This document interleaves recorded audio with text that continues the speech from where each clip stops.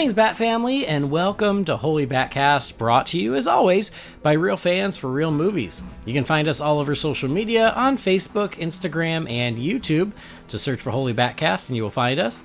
One of these days, we'll get back on one of those sites that are trying to replace Twitter. Just kind of waiting to see which one takes it into the lead. I don't know. We'll find out. Hang in there. We'll see. If you're a fan of the show, you can support us on Patreon. You can go to patreon.com/holybatcast. You don't have to do that. I'm still doing the show for y'all. It's still free. I hope you guys are liking it. But for all of you who've done it anyway, and you've like, you know what? Andy's giving it away for free, but I appreciate what he does. And here's $1. Or whatever, I appreciate it. It means a lot because you don't have to, but you still went that extra step to make sure that the show keeps going, and it just takes a little bit of pressure off of me, and especially me, but Jamie as well and the rest of the team. So thank you all for making our lives just a little bit easier by throwing that little bit into the kitty. It helps. So thank you to our patrons. You guys are awesome and you are appreciated. We're a part of the Real Fans Podcast Network. You can check out all those shows at rf4rm.com. And as always, I'm Andy DiGenova, your Bat host. You can find me on Instagram, Threads, and Letterboxd. It's just my name, Andy DiGenova. To get started, I gotta say, Happy New Year. If you're listening to this, it means you made it. You made it through 2024, and here we are in 2025. You can't believe it. But thank you for another year of being a part of our Bat family here at Holy BatCast. Thanks for tuning in and downloading and streaming the show. Thanks for your letters and your emails and your support. And just hope you know that you all are appreciated to be a part of this show and the family and the conversation, and it really does mean a lot. That because of life, the show got a little irregular towards the end of the year, and y'all have been great about it, and so I just hope you know it's appreciated. So thank you. Happy New Year. Wishing you guys another 365 days of good, geeky, batty fun, and I'm going to try to help add to that as best I can. So, As for the episode, we are going to be chatting with author Tim Hanley, who just wrote a new book all about Batgirl. So Tim and I talked a couple weeks ago. Really nice guy. It was actually really fun to chat with him about the character of Batgirl and her history in comics and other media. And so that's something I've been waiting to release to you all, and now I'm looking forward to finally sharing it with you here in this episode. Much like episode a couple weeks ago, you just get me for the intro, you're just going to get me for the outro, but in the middle you get me and Tim, so I hope that's going to work for you. Again, this is the way we got to do it right now with a newborn in the house. You kind of have to just do what you can and we'll make it work. So lots of good things. It is the new year though, and new year comes with resolutions and ways to look at improving your life and everything. And I'll tell you all, you've heard about them in the past from me, and that is Magic Mind. I continue to use Magic Mind, and as you're looking toward the future and the new year of how you can increase your productivity and your focus or your sleep, all those things are so important. They're important to me, especially, again, with a newborn and a toddler and a full-time job and then trying to keep stuff like this going. I could use all the help I can get, and Magic Mind has been really helpful to me. And so I just wanted to remind you all that they're out there and they provide really quality products to help you with your focus and with your sleep. And they're launching a new campaign for the new year, all about building your mental wealth and just helping everybody understand. And I've talked about mental health before on the show, and there's no one quick fix. There's no way to fix everything all at once, but you've got to find the tools that you can use to make things just a little bit better. And some of those tools are just habits, things that your own thinking, the support group of your friends and family, things like that. But then you can try to find other tools to help you on that journey as well. And Magic Mind is one of those tools that can help you. Again, we all could use more energy. We could all use more rest. And now Magic Mind doesn't just have the energy shots that I've shared with you in the past. They also have now things that help your sleep at night. So it can help you focus in the morning and it can help you sleep at night. And it is just another ingredient to add to your own personal plan of, making your life a little easier, a little more productive, and a little more focused. So again, I've been very happy with what Magic Mind has provided, and I continue to use them. And, they wanted us to share this great new thing that they're doing about encouraging people to really commit and to invest in their mental wealth for 2025. And Magic Mind is one way that you can do that. So they're really easy to drink. They go down easy, they taste good, and I'll tell you, they don't replace your coffee. I mean, they can if you want, but I use it with my coffee on the morning drive when I go into work. And I tell you, like by the time I get to work after my 30-minute commute, I'm kind of raring to go. So the stuff they got in there, it does its job. So anyway, if you're looking for another thing to help make you a little happier and help you out in this new year, check out Magic Mind. And right now they are launching a pack that has the energy shots and the sleep shots, so you can try it all.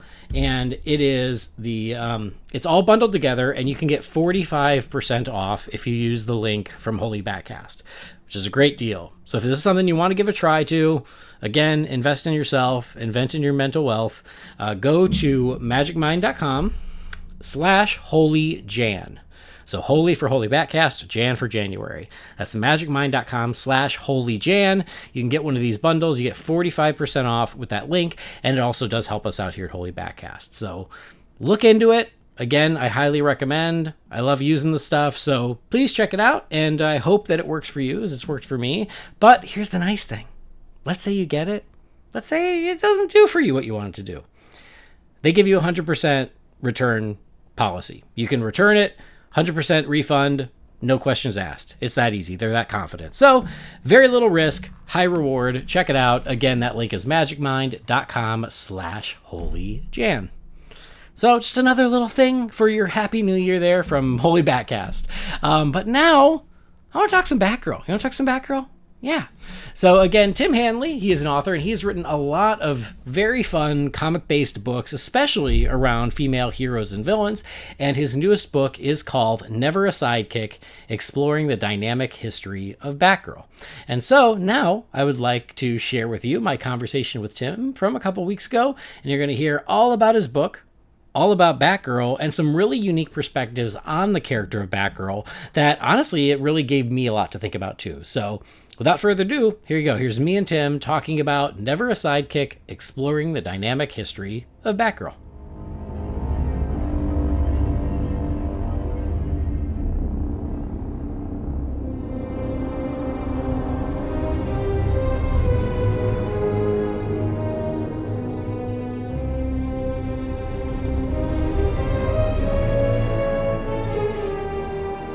I'm pleased to welcome to Holy BatCast an author whose new book is coming out that you all, I think, will enjoy. It's called Never a Sidekick, Exploring the Dynamic History of Batgirl, and that is author Tim Hanley. Welcome to Holy BatCast, Tim. Thanks so much for having me. Well, I'm glad that we could make it happen, and I'm excited about the book. I have perused it, but I'm excited to dig a little deeper soon. Before we get to talking about the book and your passion around Batgirl, as well as just superheroes in general, this is Holy BatCast. And so, as is tradition, is whenever somebody joins the show for the first time, I just like to hear a little bit about their fandom. And so I'd love to hear, what's your favorite Batman movie and why? Yeah, I like so many of them. I think my favorite is probably Batman Returns. I think it's very appropriate for this time of year, especially. 'Tis the season. Weirdly, a Christmas movie that I think came out in May. June, but yeah. Yeah. But Michelle Pfeiffer's Catwoman is like unparalleled as coolest villain of all time, probably. yeah, I agree, and it's one of those that has become an annual watch for me and so many fans out there. So yeah, it's seasonally appropriate. I love it. Yeah, for sure. And it came out when I was 7, so like it hit at the right time to get lodged in my brain as like quintessential Batman. Yeah, absolutely. Yeah. And it makes me happy that like every year there are theaters around the world that like show it at Christmas time. It just makes me happy. Yeah, I need some theaters around here to do that. I would be on board 100%. Yeah, it was easier when I lived in LA. Like there were far more there, but you can still kind of see them around. But anyway, you have not only written this new book about Batgirl, you've written a lot of books in the past about a lot of female superheroes or comic book characters. So before we get to the Batgirl book, I just want to tell us a little bit about your history and your writing and what led you to this subject matter in particular. Yeah, I kind of ended up in the subject matter by accident. I was taking history at university, and I got really bored with kings and wars and all the usual stuff you talk about. So, in an American cultural history course, I ended up writing an essay about Batman and the Gay Panic, mostly just to entertain myself and get into something else I enjoyed rather than the usual boring history things that were getting on the nerves. And I really enjoyed writing the essay. It was super fun. I got to tap into my Batman fandom. Um, it comes up in the Batgirl book as well now, almost 20 years later. And from then on, I did my honors thesis on comics again. I wrote about Frederick Wortham, DC Comics, and juvenile delinquency, kind of how DC reshaped the superhero or the comic book industry as a whole after Seduction of the Innocent and the Kefauver hearings and all that. And then I did my master's thesis on Wonder Woman solely because in doing all this other research, I saw all these weird things about Wonder Woman, like bondage in the 40s and like this weird turn to domesticity in the 50s, and then Ms. Magazine, like in the 70s. So I thought there's something here. I got to dig into this. And in digging into Wonder Woman, I ended up reading like a lot of very foundational feminist texts that were quite persuasive and really swayed me into kind of feminist beliefs and thinking, oh, there is definite inequality in this world. And when you look at the superhero industry, especially, like it is one of the most blatant examples of inequality, I think, in popular culture we can look at. And so I got really into feminism. I got really into female superheroes and kind of telling their story that isn't so often told because we're often talking about, your Supermans, your Batmans, your whatnot. Mm-hmm. Yeah, for sure. And so, yeah, I've seen that you wrote a book about Wonder Woman, Lois Lane, Catwoman. So just right there in the DC corner of things, you're covering all of the biggies. Mhm. So what led you to go, you know what, Batgirl's next? Batgirl originally was supposed to be the fourth book after the Catwoman one, but there was like some changes at my original publisher, and the book just never happened. So it got backburned for a while. But I always wanted to dig into it because I love the history of the Batgirls and kind of all the different angles it allows into the superhero industry. And then after the Batgirl movie got canceled and shelved and will never see the light of day again, apparently, um, it seemed like a good time to bring it back. The movie itself was sort of a perfect encapsulation of the way Batgirls have been treated over the decades at DC and Warner Brothers. So it became nice for me, bad for us not to get the movie, but like a nice capper to the book to kind of to bring it all together. So we put the pitch out again, and now it's coming out. That's awesome. Well, speaking of seasonal viewing, the Batgirl movie was supposed to be a Christmas movie, which makes me even more bitter.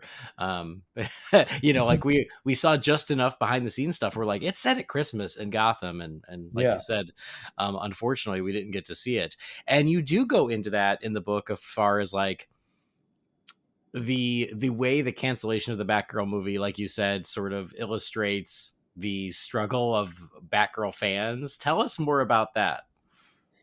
Yeah, with every incarnation of Batgirl, there's been kind of an initial boom in popularity. Everyone's kind of interested in it, but it's typically not the usual superhero audience. It's often female fans with the transistorial. You get marginalized fans with Cascade. You get people of color are very interested in it. So every time there's a new Batgirl, it kind of really resonates with fans that the superhero industry has not historically been very good at courting or keeping around. And DC just doesn't know what to do with them every time. Hmm. So there's kind of a boom and bust cycle with every Batgirl appearance. She's big for a few years. They get, you know, decent readership, a strong fan response, but like not the fan response they're used to. And then it kind of, she gets shelved for a bit or set aside. And so the movie is kind of indicative of that. It's a movie I think that would have appealed to a broader audience than a lot of DC's current fare.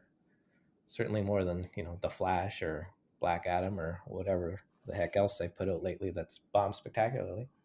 Like it had the potential to be something bigger, and then they didn't know what to do with it. They decided to cancel it, and that's kind of how it's been for Batgirl for the Mm. past 50, 60 years.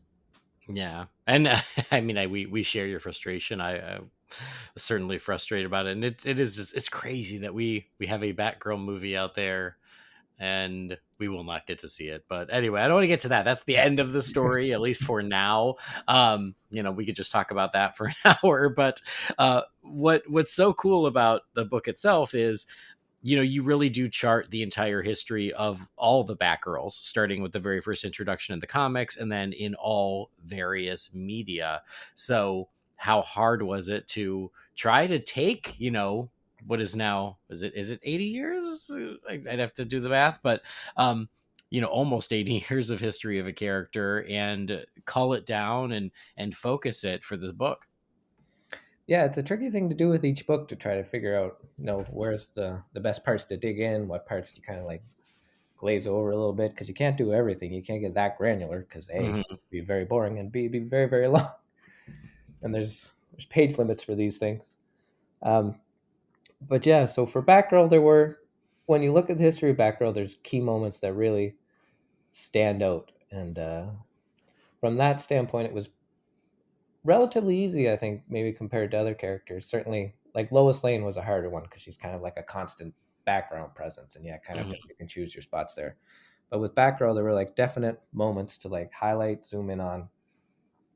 And for the shows and stuff, again, keeping with the theme of no one knowing what to do with Batgirl and the shortness of appearance, they're never terribly long. So it's not like I have 12 seasons of a show to go through and discuss. It's like a one season wonder, like Birds of Prey or the Gotham Knights, where Stephanie Brown was in like a handful of episodes. It's that kind of thing more than anything super extensive. Even in Batman the Animated Series, which I watched as a kid, and I thought Batgirl was in a lot more than she was. Mhm. You go back and it's like 5 or 6 episodes. Yeah. Well, and it is crazy thinking about it. And as we're talking, just, Batgirl is such a mainstay in the Batman mythology. But then when you look at, I mean, they'll just start with like live action appearances. It really is just a handful, which is somewhat shocking considering just how long she's been around. And people know Batgirl, but yeah, like her live action appearances, the '60s show, right? Batman and Robin, like you said, Birds of Prey. Um, and then a movie that never had a movie we didn't get Yeah, to see. yeah, Uh, and yeah, I guess you're right. Gotham Knights kind of counts because Stephanie yeah. Brown is in it. But There's yeah, like like there's it's a version of Cass Kane in Birds of Prey that's not the Cass Kane we know at all. yeah. So it's a pretty short list, all things considered. And then there's the animation aspect, and you talked a little bit about that too. Yeah, the animated is similarly kind of hit or miss. There was a Batman cartoon in the '60s. She was in a handful of episodes of that. It came back, I think, in the '70s, and she was more of a regular presence, but very much like a background side character Hmm. presence. She hung out with Batmite a lot, who was infatuated with her. And yeah, like I said, Batman the Animated Series, not as many episodes as you would think. I thought she was in a lot more. Yeah, I guess that's true. I mean, when you start to really think about it, but I think that's true for a lot of characters on that show. Is Yeah, you that's think true. they're around more than they are. Like the Riddler is one of my favorites, and I think he gets only 3 episodes in the entire run. Um, so it's always surprising. You're like, oh yeah, I just feel like they were around more. Yeah, and it takes like 50 episodes too until Batgirl shows up. And like, Yeah. I think her first couple, she's just Barbara Gordon, to kind of teen it up a little bit. Hmm. And then you get the Batman, which I think is probably her most sustained animated presence. Hmm. That kind of first season, it's a nice twist I really like, where she's introduced as a sidekick before Robin is. Yeah. So you get like a full season of Batgirl, and it's really fun.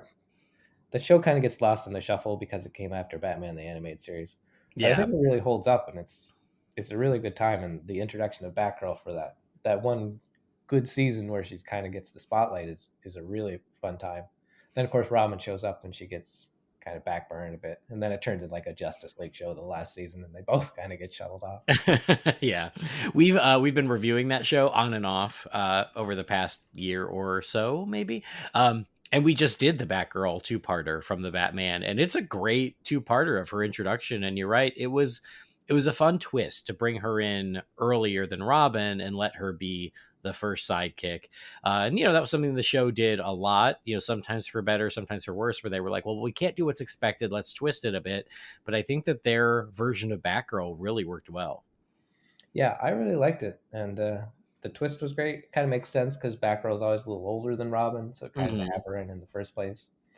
Yeah, it was really nicely done, especially because the show had already established like Commissioner Gordon a little bit. Was he commissioner at that point? I can't even remember. But like he didn't. That's a good question. I know he's not at the beginning, but I think he becomes commissioner in like season 3. Yeah, that checks out. Yeah. Yeah, Well, they set it up well. and currently she is in Batwheels. And Mhm. I don't know how much you watch that, but we're a big Batwheels household. We love it. Nice. So so that makes us happy. And my daughter, who is coming up on 3 years old, she'll be 3 in February. You know, she loves Batwheels. And I was this morning, you'll appreciate this. I was flipping through your book because I knew we were going to chat and sitting on the couch, flipping through the book. And she's supposed to be watching like Miss Rachel on YouTube, but she Hmm. kept coming over and looking over my shoulder, and she saw the at least the images of the book, and she's like, "Oh, Batgirl! I want to see more Batgirl." That's what she said, "More Batgirl, Daddy." And I was like, "So I'm flipping through your book and just showing her the pictures because she was just excited to see Batgirl." So there you go. Not even 3 years old, and at least she already knows and has affection for the character. Sounds like you're raising her right. I am doing my best. We really are. She loves Batman, Batgirl, Wonder Woman. We're getting her there. Um, Now, you mentioned we were talking about the Batman animated series, and you said, she was the first one who came in as a sidekick. But the title of your book is never a sidekick, and I know why it's titled that. But I want you to share that with the listeners. Yeah, really, the Batman show is one of the few times she's an actual literal sidekick. For the bulk of Batgirl's history, she's very much an independent operator. She kind of is out on her own, doing her own thing. A lot of the intros of the various Batgirls kind of have them establishing themselves, and then Batman's like, "Well, all right, this will be okay," and then you know gives her some supplies and whatnot, brings her in on the team. But like unlike say a Robin who is very much a sidekick, like often lives with Bruce Wayne, is like his protege, his ward. Um, Batgirls are their own characters Hmm.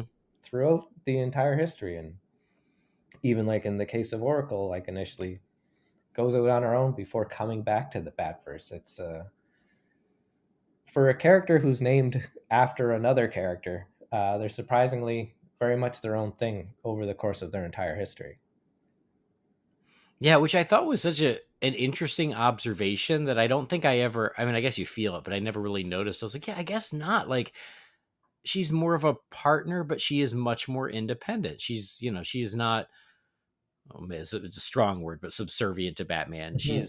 She does her own thing and often does that in conjunction with Batman and Robin. But you're right, it's a very different dynamic, and I think that is super unique to her or the different versions of Batgirl throughout the years. And that was the other thing is I appreciate that obviously Barbara Gordon is the Batgirl, but you also make sure that there's room to talk about all the other Batgirls throughout history. You already mentioned Cassandra Cain, Stephanie Brown, and quite a few others that have taken on the mantle over the years. Yeah, I wanted to make sure I got everyone in there, covered them extensively, and also I love the characters. Cass Kane is one of my favorites. She kind of was the Batgirl when I was at like my peak DC Mm, fandom. Because for me, like I love Barbara as Batgirl. It's really fun, but like she's always been Oracle to me hmm from the time I was reading comics. So Cass kind of is my Batgirl. mm. So And how then do you feel now that Barbara is Batgirl again? I didn't love the change, mostly because it eliminated Cass and Stephanie from the timeline for a little while. Hmm. They've made it work. They've told good stories with it. I understand the vibe of it. Like the reboot is everyone's younger, and that's how they're going to do it. And they've done, I think, a nice job lately of bringing everybody back. Like Cass is like orphan. I never really got on board with, Hmm. and now she's back as Batgirl. Stephanie Brown is a Batgirl, so there's like a little legion of Batgirls that all works together, and now we're kind of getting the best of everything. So you Well, have that's right. all three It Batgirls, and then kind of Yeah. Barbara's being Oracle as necessary. Hmm. Yeah, I was gonna say and my comics, my current comics reading, it always I dip in and out. I'll be honest. But like, yeah, they launched a Batgirls comic, right? With that was Mhm. Cass and Stephanie. Yep. Yeah. And Okay. Barbara too is kind of like their mentor. She was in more of an Oracle role, but every now and again would suit up if she needed to. So it was all three of them working together. It was a blast. It was a great book. That's good. I read like little bits when it launched and then lost track of it. You know, it's just how it goes. Yeah. But I guess that's a way to like, yeah, I mean, we have the Robins now, right? And no Mhm. matter how many times they try to give Tim Drake a new identity, he It always never comes back to sticks. Robin Yeah. because sorry, he is. And Yeah. so they're like, yeah, maybe it's just okay. Maybe it's okay that Damien is Robin and Tim is Robin, and maybe that's fine. And I think that maybe they came to that same conclusion with the Batgirls. Orphan and Spoiler, same. I was like, it was fine. I didn't dislike it, but it was like, you know, it was a good way to keep those characters in the world. And then it seems like, they're Batgirl again too. So it's Yeah. fine. Yeah. Like with the orphan thing, I was glad Cass was back. Like it's a way to have her back in the book. It was great. But like now that she's Batgirl again, it's like, oh yeah, this feels right. Well, This is that's how it good. should be. Well, you know, Batgirl has had many pop culture touchstones throughout the years, but I think one of the biggest is the 60s show. So, um, was that another entry point for you as a fan? When did you discover Yvonne Craig's version of Batgirl? Oh, when I was a kid, for sure, it was in reruns on TV all the time. I watched it a bunch. And again, it was one of those things where you remember it incorrectly because you were a kid. And I was like, oh, Batgirl was always on the show, just sometimes. Yeah. And then Because you go back and you're because like, in no, reruns they were all mixed up. You yeah. didn't know. Yeah. And it was always better when she was on the show. I really liked the character, and it was nice to have like that extra dynamic with the fellas. I think it made for a more enjoyable story. And then yeah, you go back and you realize, oh, it was just one season, and when you look at it, there's such a kind of a clear arc to how they present her too. It was really fascinating. Hmm.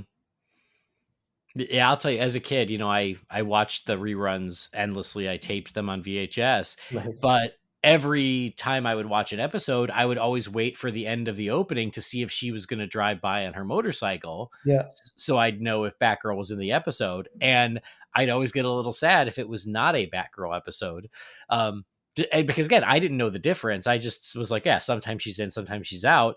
And it wasn't until I like became an adult and a bigger Batman fan that I learned the reputation is, oh, the third season's the worst one. But as a kid, I was like, no, it's the best because Batgirl's in it. Yeah. It's like the mid '90s too, so it's not like I had IMDb. I could go see. Oh, this is how the episodes break down. It's Yeah. just you get them how you get them. But yeah, the third season was watching it back. You can see because I watched a bunch again for the Catwoman book. Hmm. You can kind of see the production values of season one and season two. They're quite high, and then you get to season three, and it's like, oh, this background is a black curtain. Yep. I know. Yeah, that's the downside of getting older and noticing things like that. Because as a kid, you again, it just kind of glossed over you. You didn't even know. Yeah, But I agree with you. Like I mean, I loved that version too as a kid. You know, I always get excited when she was on the show. And to your point, even then, you know, she was this wild card who, you know, chose to become part of the fray. And again, I think that's such an interesting piece of the character that you really dig into in the book. yeah, she was really like a dynamic character just from the get go. She just decided, I'm going to be a superhero. I have no connection to Batman. I'm a librarian who's a little bit bored. Let's go Hmm. for it. And she jumps right into the action. She's saving Batman and Robin in her very first episode. Like she's very kind of action packed, very smart. Um, kind of a nice contrast with Robin, who's he's a bright boy, but he always takes a little encouragement from Batman to kind of get to the right answer. Hmm. Whereas Batgirl and Barbara specifically, like at the library, is just really good with the information, so on top of things. Yeah. And she comes out of the gate really strong. But as I explained in the book, if you watch the episodes in order, you kind of see like about the midway point, it's almost as if the writers and the producers of the show went, "Oh, we went a little too hard on Batgirl. She's a little too independent, a little too strong." She starts getting captured more often and kind of sidelined for the episodes more often, not into the fights as much. So there's a very clear arc to how she's presented that it feels like they've kind of overcorrected as the season goes on for presenting such an independent and kind of unintentionally feminist character in the late '60s. Hmm. Yeah, that's a great point. And another landmark moment in the history of the character is the Killing Joke, the paralyzation of Barbara Gordon. And how do you feel about that as far as like what happened to the character then, which eventually led to Oracle, which it seems that you do enjoy the Oracle version of Barbara, but yeah, the Killing Joke is a pretty dramatic moment in the history of her. Mm-hmm. Like, as much as I love Oracle, Oracle was never the plan when the Killing Joke happened. Hmm. By that point in the 1980s, DC was kind of tired of Batgirl. It seemed she was in Batman Family in the late 70s, and then kind of had a backup feature in Detective Comics, I think, in the early 80s, and then just kind of had petered out, and they'd kind of shoved her off to the side. There were a couple moments in Crisis on Infinite Earths, like Batgirl, Supergirl moments where Batgirl was like, "Oh, I can't do this anymore. This is too much for me." And so it was clear they were done with Barbara. They were done with Batgirl. And then when Alan Moore came out with the Killing Joke and was like, "Let's have her paralyzed here," they were like, "Yeah, fine, go for it." The famous quote from Len Wein, the editor of the book, when Moore asked about it was, "Yeah, okay, cripple the bitch," which is Mm, not the kindest quote, but right, right. certainly indicative of the DC's approach to Batgirl and Barbara at the time. So also the way it happens is kind of grotesque. It's she's in the book for about 4 pages, Hmm. and then this huge moment in her life, and she's barely a part of it. It's all focused on Commissioner Gordon and Batman. It's kind of like a quintessential women in refrigerators moment when like a female character is injured or sidelined, often in a sexualized fashion to progress the story of male characters. That is precisely what happens in the Killing Joke. Mm, And so the hmm. Killing Joke itself, I have a lot of problems with. That Kim Yale and John Ostrander brought her back in Suicide Squad as Oracle, kind of renewed the character, gave her something new, is a wonderful outcome from the book, but Hmm. not at all the book's intention. Yeah. So it's a lot of people like I've seen the argument, Killing Jokes, is a problem, but we got Oracle. But it was Oracle is kind of the result of the Killing Joke, but not in an intentional way. And it's the repetition of the book too, I find quite tiresome that we see Barbara shot over and over and over and over again. Mm, The comic since when nothing else from that book has stuck, like the Joker origin yeah. hasn't Yeah. stuck Yeah. around. The Commissioner Gordon was psychologically tortured. There is, I believe, in the years since, one flashback to that in the entire Batman line. Wow. Whereas we see what happens to Batgirl over and over and over again. Mm, And interesting. again, we've seen wonderful stories about processing trauma and all this great stuff. But the book itself, I think, is it's a tough read, and like as a Batgirl fan, as someone who is because of my work acutely aware of how female characters are created in or are treated in superhero comics, Hmm. it's just indicative of kind of like the worst impulses of the genre. Mm. That's really interesting. Thanks for sharing that. And I don't mean to pick at a scab, but then what do you feel about the animated version where Barbara gets a lot more to do, but it's not necessarily everyone's favorite. Yeah, it's a classic superhero move of taking a bad thing and making it worse. Yeah, I Yeah, they add um the romantic subplot between her and Batman, which I always hate. It's you should never ever go there. It's a match that never works. They did the same a little bit with the Batman Beyond comic too in a really dark, weird way. mhm. Um, yeah, so the idea to flesh out Barbara more in a Killing Joke adaptation sounds like a good idea, and then the way they did it with just classic, female character tropes, romance interest, all of that just makes it so much worse than it even already was. Yeah, I was so for it when that's what they said they were gonna do it is, oh, we're adding all this material to make sure Yeah, that Barbara is, more involved in the story. And it's like that sounds great. And she's really gonna be more important. And then we all saw it. And it's funny, like yeah, most people, let's just say most fans that I know agree is that they're like, oh, this was not the way. no, Well, then let's flip it and talk about positive and some of your favorite portrayals or favorite stories that involve the character, whether it's Barbara or not.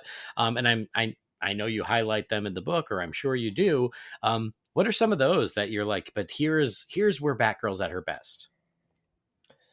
One of my favorite stories is even not really a Batgirl story. It's when Barbara Gordon runs for Congress in 1972. Mm, It's such a weird, random story, but kind of perfect for the moment. It's the early 70s. DC is trying to like get in touch with women's lib. mm-hmm. This is the era, Wonder Woman's on Miz.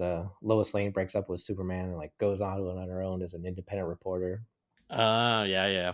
And so for Batgirl, she's going to run for Congress. Some group had asked Commissioner Gordon to run, but he didn't really like it.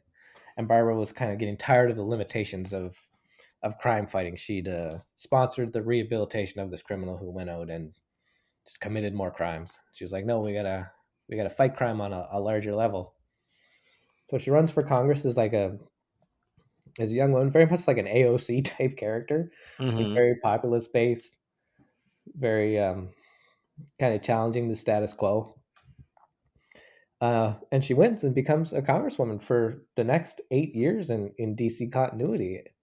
Um, Unfortunately, the win does end her backup feature in Detective Comics. Mm-hmm. Anytime she pops up over the next few years, like she has a couple appearances with Superman, it's always like Congresswoman Barbara Gordon is visiting Metropolis, and she ends up teaming up with Superman. And then when you get to Batman Family, and she's in Congress throughout, and it's a cool vehicle to kind of like take her around the world and let her do kind of different Batgirl stories on a global level rather than just in Gotham. Wow, I don't even remember that. So that thank you for highlighting that because I mean it was before I was born. So Yeah, and yeah, I missed that little chapter in Barbara's life where she was a congresswoman. So that's really interesting. But what it made me think of is the latest version of Barbara we have gotten outside of Batwheels in Batman Cape Crusader, where she is an attorney and grown. And we don't know if she's going to become Batgirl at any point, but it's a very different portrayal. So have you had a chance to watch that? yeah, I've seen it, and I'd be very curious to see if like I presume we're gonna get a season two. I would hope so. We are But getting, yeah, we're getting 10 more episodes in season two, but they all 20 were produced at the same time. So yeah. yeah, it's one of those where they're like, season one is the first 10, season two is the second Oh, 10. okay. But Yeah. yeah, Yeah. It kind of felt like a Chekhov's gun sort of thing, but like a Chekhov's Batgirl. If you got Barbara Gordon in the mix, like maybe it's gonna happen. right. So hopefully, so I'm really curious to see uh, what they do with her if they go in that direction.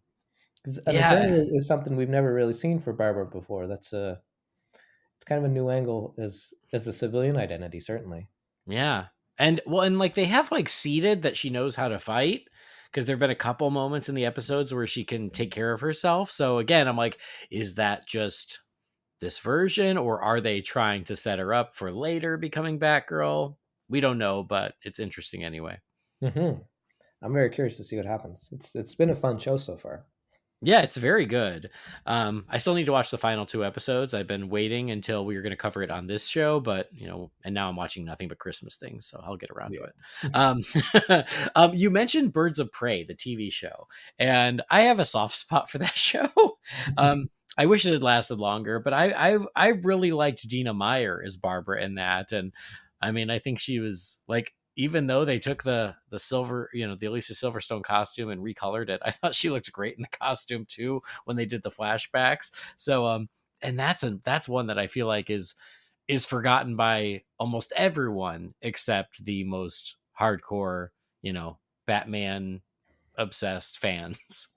Yeah, I mean, it is kind of justifiably forgotten. Dina Meyer Yeah. is wonderful. She's a really great Oracle. Another instance where you kind of get a different career for Barbara because she's a teacher in this because Yeah, that's right. it's a Hmm. WB drama, so it's got to be like set at a high school and everybody's a teenager. Hmm. So like she's a teacher at the high school for this one, and they do the Earth 2 version of Huntress where she's Batman and Catwoman's daughter. Hmm. They take very little from the quite popular Birds of Prey comic when they did the show. Yeah, it was very odd choices without a doubt. And it's funny because my soft spot is just because it came out in a time when we were in a Batman media drought. Yeah. And so I was like, at the time, I was like, well, it's something. And I think I love Dina Meyer anyway, just from previous roles. And I thought she was a great Barbara. And for me, that was like enough for me to like it well enough. So maybe it's more of a guilty pleasure, but I you're mean, right. They made some she's weird actually choices. fantastic in it. Like it's one of the few highlights I think of the show. The rest is like classic early 2000s WB drama. There's a lot of Yes. angst. There's a lot of emo music in the background. Like, And again, it's very odd. Like again, like they're like, oh, it's it's in the future, and right, like, and Batman's gone. I don't think he's dead, right? I think he's gone, and it's like, yeah, their daughter. It's they just they the intro to the show is like so convoluted. I just can't imagine anyone who's not already a Batman fan watching it and going, okay, I got it. it's such a big info dump every time the show starts. Yeah, It's like this yeah, long narration. Aren't they like New Gotham now? yeah. That's And right. how the Hmm. city has been destroyed and rebuilt? Yeah. Well, and then I think we've got to at least mention Alicia Silverstone. I mentioned the costume, and Mhm. what the heck was Barbara's last name in that movie? I can't remember. I She think it wasn't was was she a Pennyworth? no, she was Barbara Wilson, I think, Barbara. Oh, there you go. That's why I couldn't remember. because Alfred was her uncle, and I think Right. her mom was Alfred's sister. I want to Ye- say. That is correct. Um, Even though the picture of her of her quote unquote mom was like from the 40s or something. Um, but we did get Batgirl on the big screen in one way or another, and I don't know if you how into it you were back in 97, and then how you now feel over 25 years later. I feel like I feel similarly in that it's a little bit confusing Uh-huh. because, like, in 1997, I knew who Batgirl was. Like, she's Commissioner Gordon's daughter. That's kind of how it goes. And so to have this completely new character was a little bit odd. Hmm. Um, Given that Commissioner Gordon wasn't such a big character in like that particular movie universe, Hmm. the change kind of makes sense. And like, I like that Alfred a lot, so it was nice to give him a little something to do. Yeah, odd choice. It sort of works in the same way the Schumacher movies sort of work, in that it's crazy and over the top, and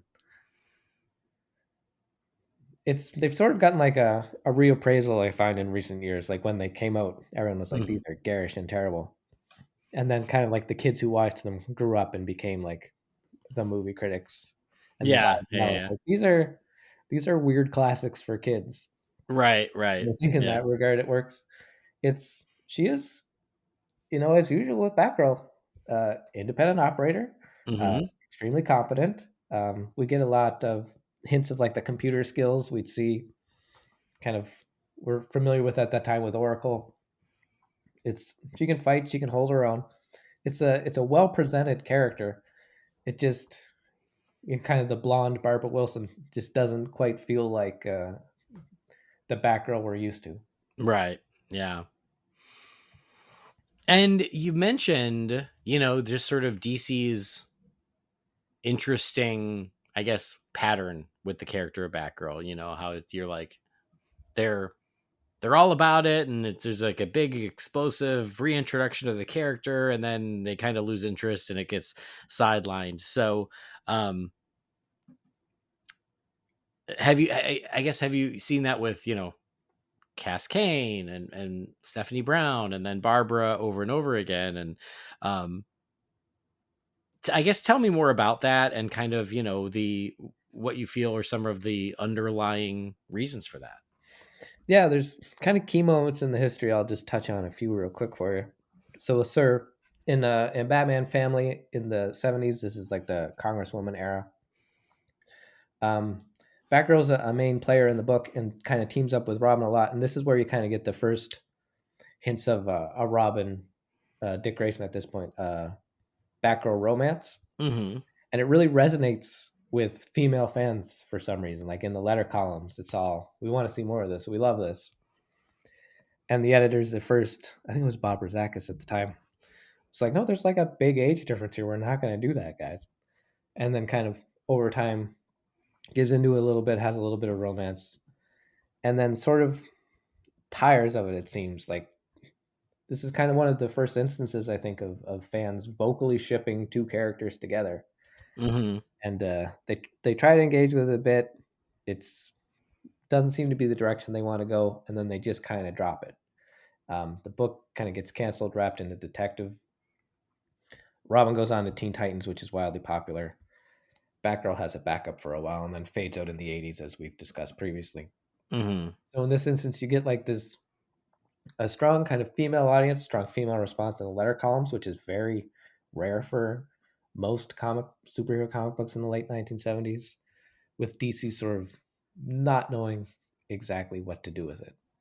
Mm-hmm. And then you just mentioned Cass Kane. Cass came in, wildly popular character, was, Wizard magazine, for better or worse, was kind of the quintessential comic book magazine of the early 2000s.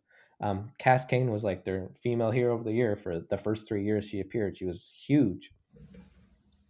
And then after Infinite Crisis, when they were doing their 1 year later jump, the Batgirl book had not the highest sales, not the lowest sales. It was kind of in the middle.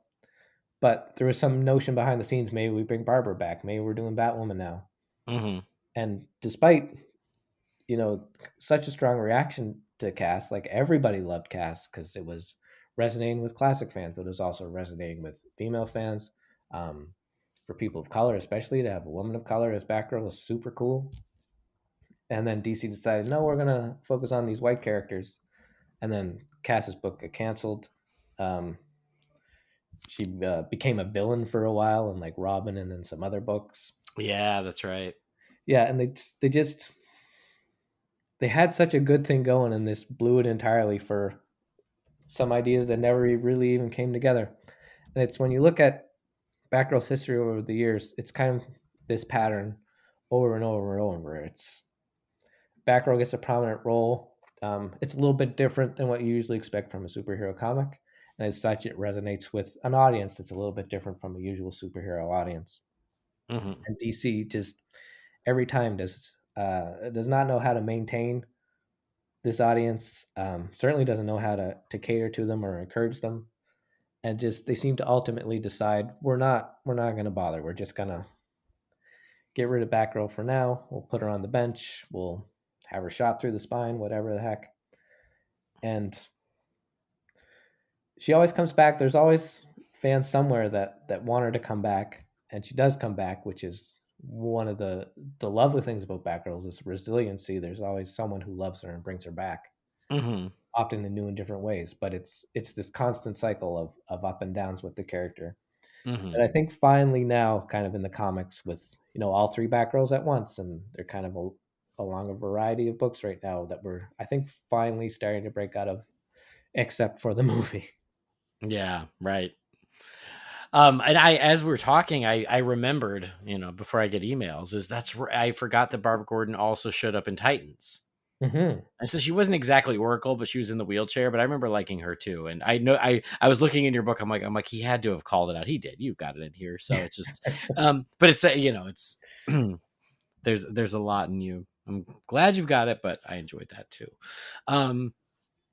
Well, in your research and writing the history of Batgirl in comics, animation, video games, even TV, movies, etc.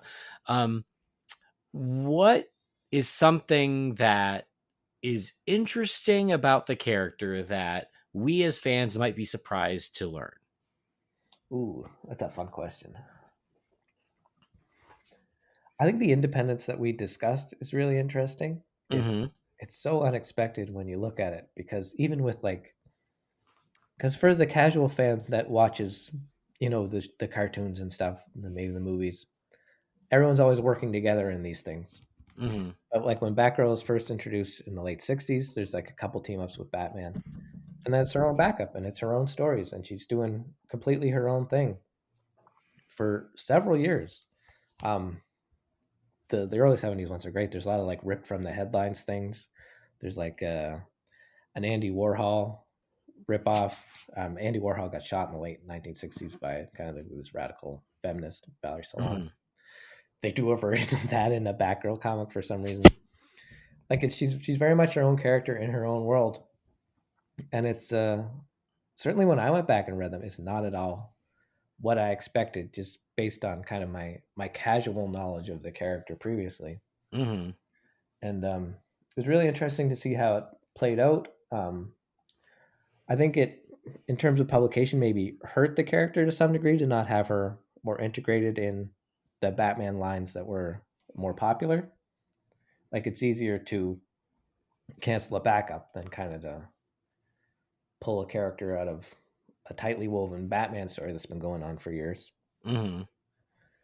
But yeah, the independence of all of them was a real shock to me. I didn't expect it. Nor did I expect. When I go back, I try to read the original comics as much as I can because I really like to dig into the letter columns. Mm-hmm. And really, the backbone of the book is what we just talked about. This kind of this fan reaction where different audiences every time really resonate with the characters in the letter columns until like 2000 or so, when it kind of switches to the internet, is Mm-hmm. where you're able to get this information. And going back and reading it, I was surprised at how much there was, like how what a strong reaction, what a clear audience there was for each version of the character. Um, I didn't expect it, and it became kind of the backbone of the whole book. That's great. And so the book is coming out any day now. I'm looking now as to when it's available. And it's not It's on Amazon just yet, at least. technically December 17th, Oh, okay, great. but with books that aren't like big famous books, the dates are a little amorphous. They'll come Mm-hmm. out around then. The books are at the warehouse now. We had to change the title for sort of preemptive legal reasons. Put Batgirl in the subtitle instead of the main title. Mm-hmm. So we had to change the cover and move a few things around. Oh, okay. It was supposed to be out in November. It's looking like it should be coming out very soon now. All right. Well, this probably won't be published until after December 17th. Well, So give everybody. if all goes well, if everybody listening, it should be available as you're listening, if all goes as planned. But I assume it will be available in all the usual places, both electronically and physically. Yep, everywhere you want to get a book, you can get it. Your Amazons, your Barnes and Nobles, independent bookstores. If they don't have it, ask them for it. You can get it directly from my publisher, ROWMAN.com. Nice hardcover, also ebook, in any format you would like. Wonderful. Well, congratulations on the book. And I think it's really cool that you made the choice and the pitch to dig into this character that I love, you love. And there are, like you said, so many Bat fans out there who love the character too. And this is a nice celebration and deconstruction of just the history of everything she has done, in all different media. So congratulations on it. And finishing anything is hard, but trying to write a comprehensive book on the history of Batgirl, I'm sure, was a challenge. So good work and congrats. Thanks so much. It was really fun to do. Like all these books are they're work obviously, but the work is, read a bunch of comics and watch a bunch of TV shows that are super fun and delightful. So it's very fun to do, and I'm really proud of how this one turned out. That's great. And yeah, you're right. That's the best research you could ask for, the best homework. Yeah, Just read comics, watch cartoons, watch movies. It's awesome. Well, again, congrats. And aside from Never a Sidekick, Kit, you're welcome to share your other comics writing for anybody who is interested, and then where people might want to keep up with you. sure. I got 5 other books out right now. Wonder Woman Unbound, Investigating Lois Lane, The Many Lives of Catwoman, Betty and Veronica, the leading ladies of Riverdale. A bit of a turn for me to get into the Archie universe. Mm-hmm. And then Not All Supermen, which is kind of a broader overview of sexism and toxic masculinity in the superhero industry. You can follow me online, I think everywhere, at Tim Hanley01. And my website is thanley.wordpress.com. If you want to read more about the books, and all of links there, you can go pick them up if you'd like. Wonderful. Well, yeah. So everybody out there, if you're looking for some Batgirl reading this holiday season or into the new year, check out Never a Sidekick, Exploring the Dynamic History of Batgirl by Tim Hanley. Again, it should be readily available by the time you hear this. And thank you, Tim, amongst all the craziness of the holiday season, to take a little time out of your day to chat with me about Batgirl and the book. I appreciate it. It was my pleasure. It was super fun.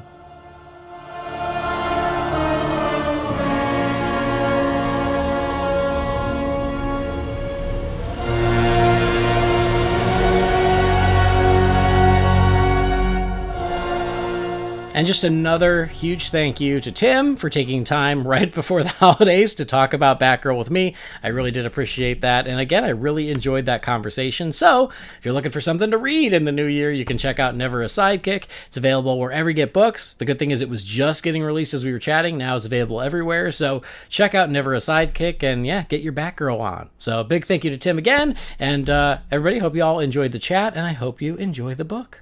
But guess what? It's not time to say goodbye just yet because, as always, gotta check in with you fine feathered finks. Let's crack open the Wayne Manor mailbox. It's time again for the Wayne Manor mailbox. You've got mail. Darren. What is a letter for me? Maybe temporary. She wrote a letter. You're one hell of a messenger. This is all, Master Wayne. Well, all right. And, just like, again, a couple episodes ago, I'm going to answer some emails, but it is just going to be me. So I apologize if it's only just me. Hopefully that'll be okay. But, it helps me stay on top of the mailbox because if I don't, it just gets out of control. So thank you all for understanding. But got some fun emails here. A lot having to do with Superman, as you can imagine. So first email here is from Mark Hall. It says, hello, regarding the continuity for Creature Commandos and the new DCU. I wonder if we're supposed to assume that truthfully everything happened that we know, including Peacemaker and the Suicide Squad, and then the Flash happened and everything they aren't keeping got sent to the Batman and Robin universe, hence Clooney, and everything that counts remains. I like this as a means to reset, but you could always include the whole Snyderverse as a bit of a phase or two if you wanted. In regards to the Superman trailer, I know what Jamie and Brendan meant. I thought the same thing at first, and then I realized... Oh, the trailer opening, excuse me. This is about Superman arriving beaten up. It says, I realized how genius it is. Outside of the obvious, like dog lovers everywhere will love it, and that James Gunn is amazing at making us love animals, I also feel Crypto will be where not only the heart and humor will be placed, but I also believe it's a meta-commentary on the DC universe in the last 10 years. It's had the shit kicked out of it, and here comes a scruffy white-haired being to bring it home. All jokes aside, I love the trailer so much. I'm an MCU nut, and though I enjoy the Snyderverse and I supported every movie, Marvel's always been my favorite. All that said, Superman is my most anticipated movie for next year by a mile. I love the podcast. As always, you guys are crucial. Oh, you guys are as crucial to the comics and movies. Keep doing what you're doing, Mark. Thanks, Mark. That is very sweet to say. So, as for the continuity with Creature Commandos and the new DCU, I mean, I like your explanation as good as any. I'm very curious to see Peacemaker Season 2 because it seems like that's where we might get the answer. But I have kind of just thrown my hands up and I'm like, whatever. We're starting new, and like the things that show up from the past, fine. But it does feel like this is a clean start, and so I'm trying to not let it, I'm trying to not get too into the weeds about it because we know this is the new universe going forward. But I think that, the Flash being that turning point, that's what we always thought it was going to be. I feel like the movie never really told us that, but that was what we thought. So if that's what works in the headcanon, great. As for the Superman trailer, I like your meta commentary. I think that's funny. Again, for me, I had no issue with Superman showing up beaten because for me, it's such a great hook. It makes you lean in. You're like, oh crap, what happened to Superman? Now I want to see the movie. So I just think that it's just smart to hook the audience. I will say this though, is I went and saw Sonic 3 on my little Christmas break, which was a lot of fun, by the way. It's neither DC nor Marvel, but I do like some Sonic the Hedgehog. And they showed the Superman trailer beforehand, and there were 2 shots in the theater that were different from the one that's online. And I haven't heard anyone notice it. One of them is, I swear the one in the theater did not have the shot of Lex holding the gun. Instead, it had a shot of Lex with sunglasses in the Arctic.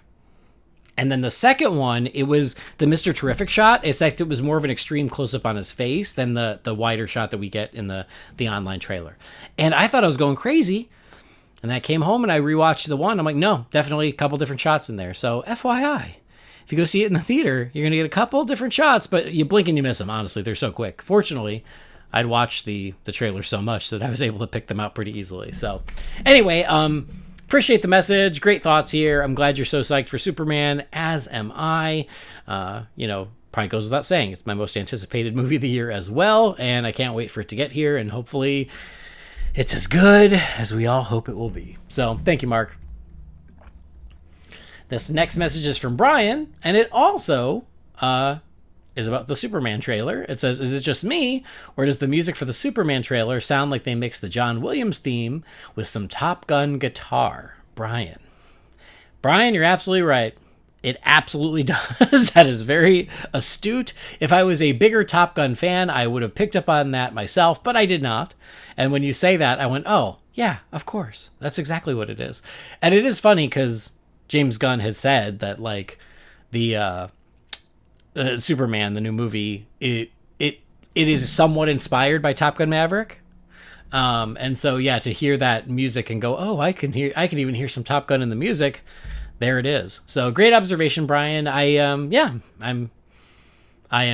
very impressed. That's a very astute observation. Next message is from Tom Fallows. It says, hey guys, it's great to hear you all reunited for the Superman teaser and so close to Christmas. I saw the teaser myself and I loved it, and the poster is now my lock screen and looks amazing. I love the trailer, and I've got to disagree with Brendan about the first scene. I loved seeing Superman so beat up. I'm not a sadist or anything, it just added a sense of mystery right out of the bag, and all I could think is, what's gonna happen?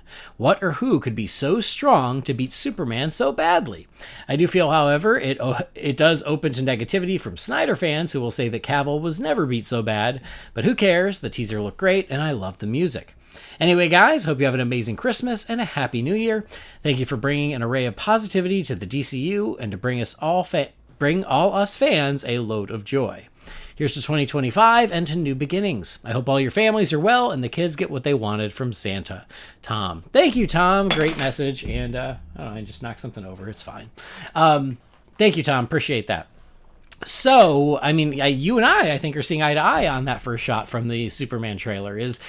For me, it was like you said, it's a sense of mystery. It's like, oh, geez, what happened? It's like what I just said. So it makes you lean in and say, well, now I got to see what the heck happened to Superman, and it intrigues you. So I like that. But yeah, I'm glad you're excited. Agreed. I think the music from the trailer is very cool, and yeah, can't wait for the movie.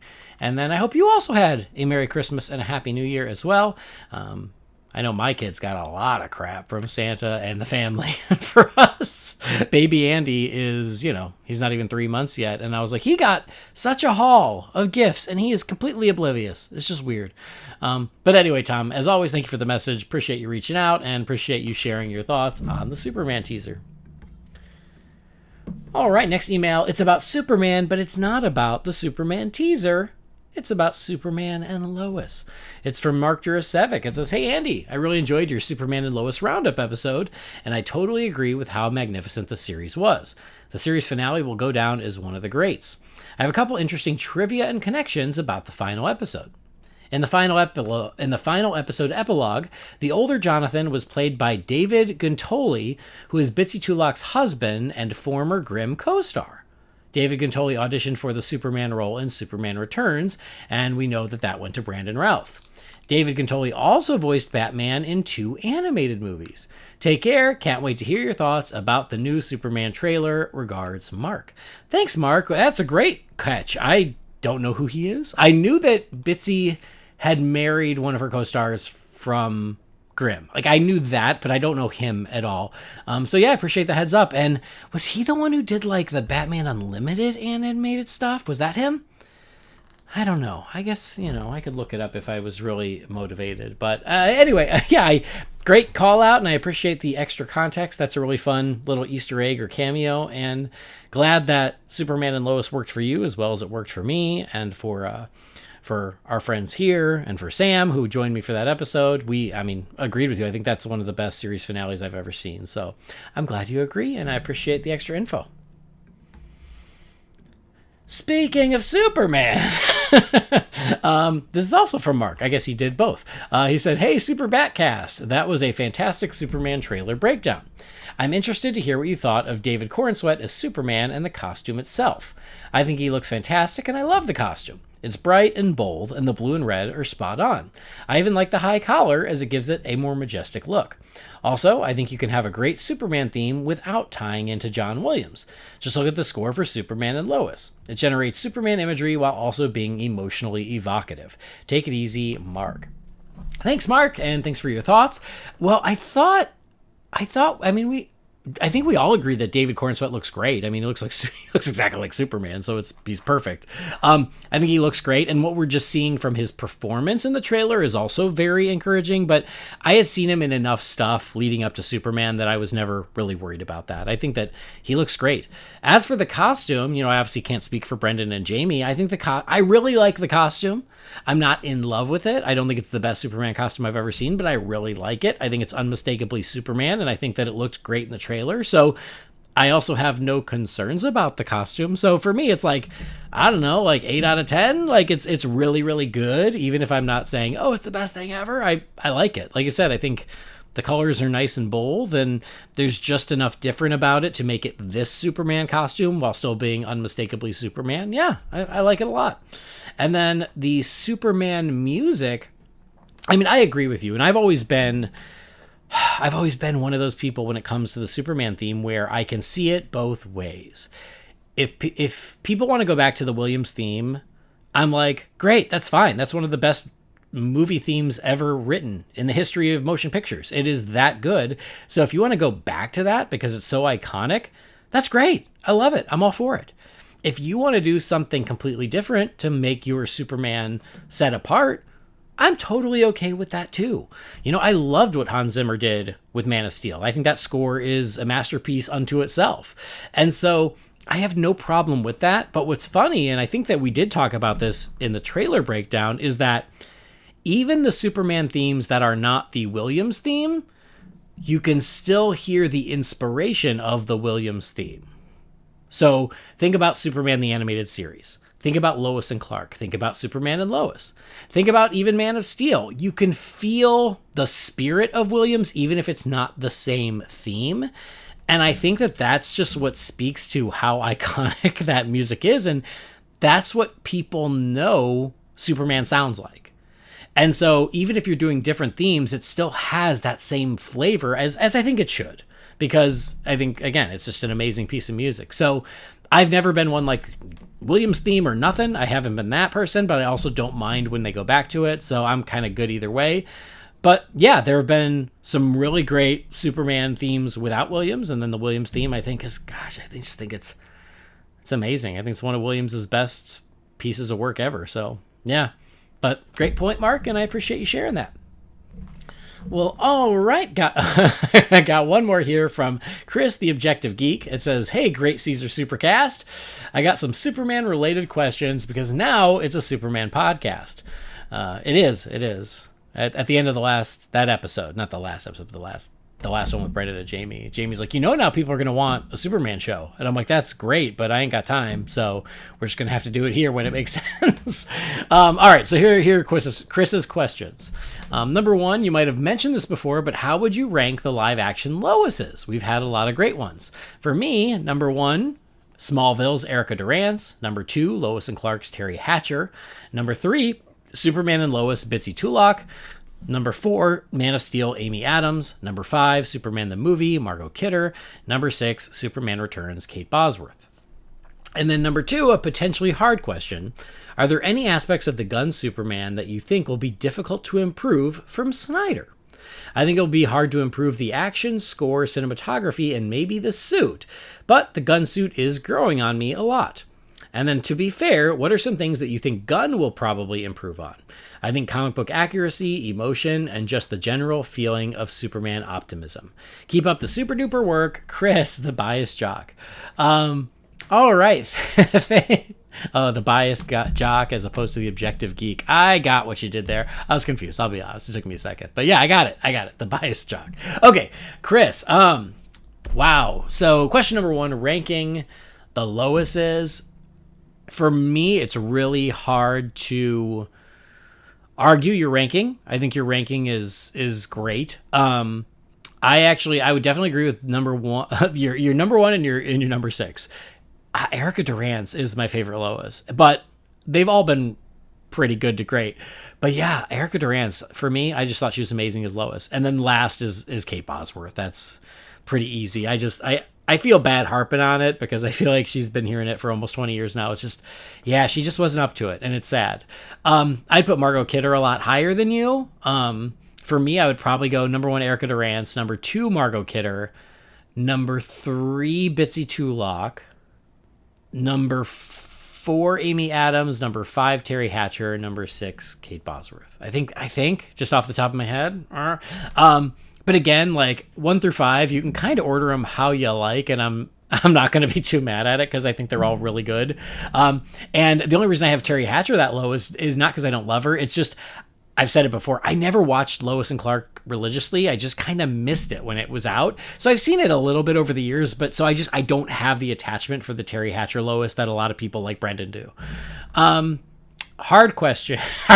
What will be hard for Gunn to improve on Snyder, and then what will Gunn definitely improve on? I mean, I feel like you kind of nailed it already. I think you already kind of answered your own question.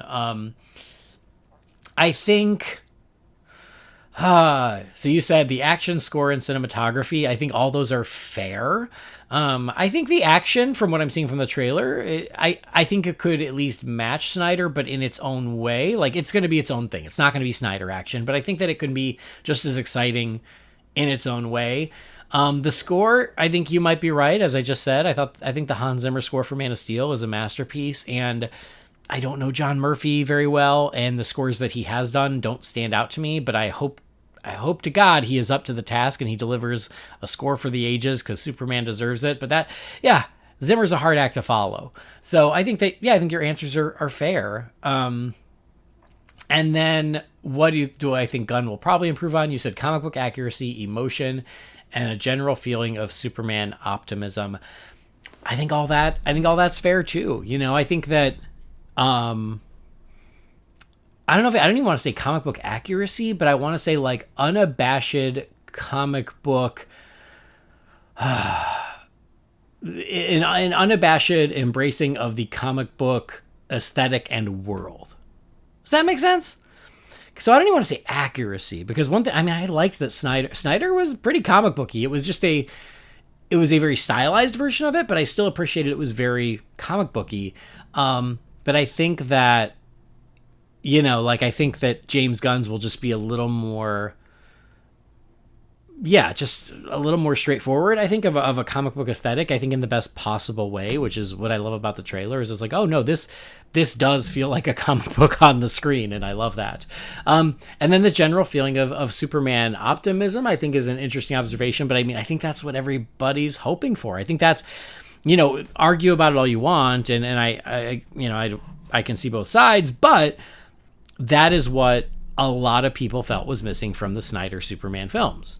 I think it is there, especially in Man of Steel. I think it is there. I think it's kind of lacking in BVS, and I like that movie, but I do think it's kind of lacking in BVS.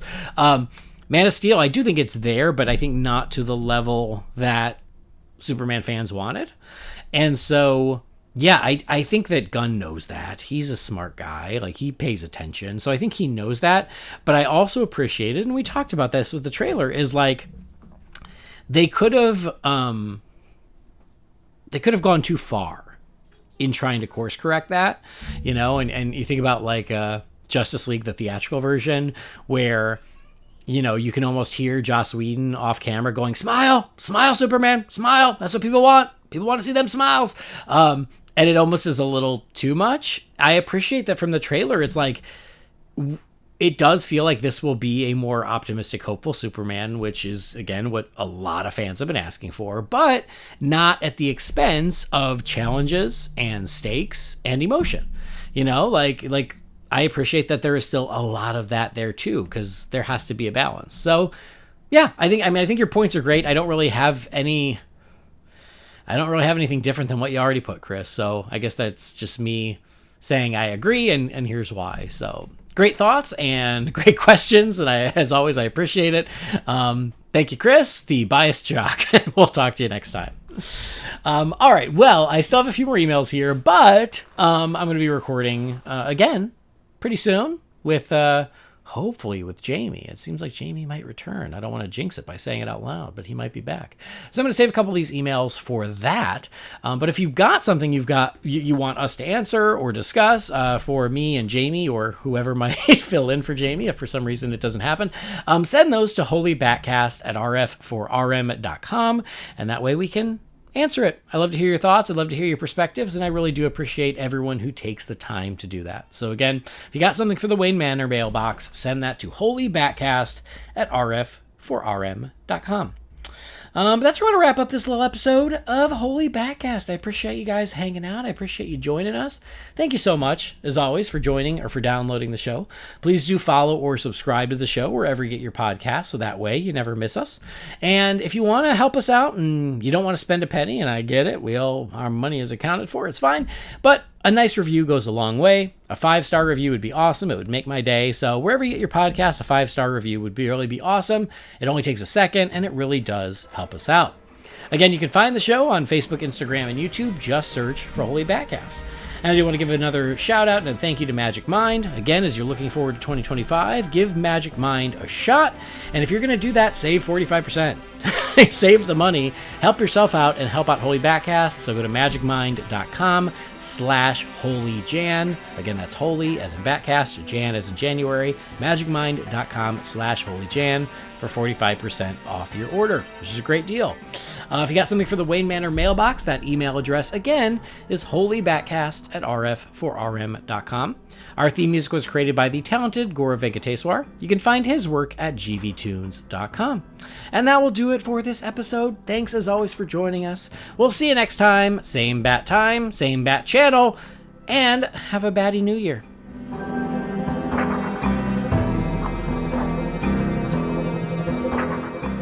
Holy BatCast is not affiliated with Warner Brothers or DC Entertainment. The views and opinions shared by the participants are theirs and theirs alone and do not represent the companies or organizations they happen to work for.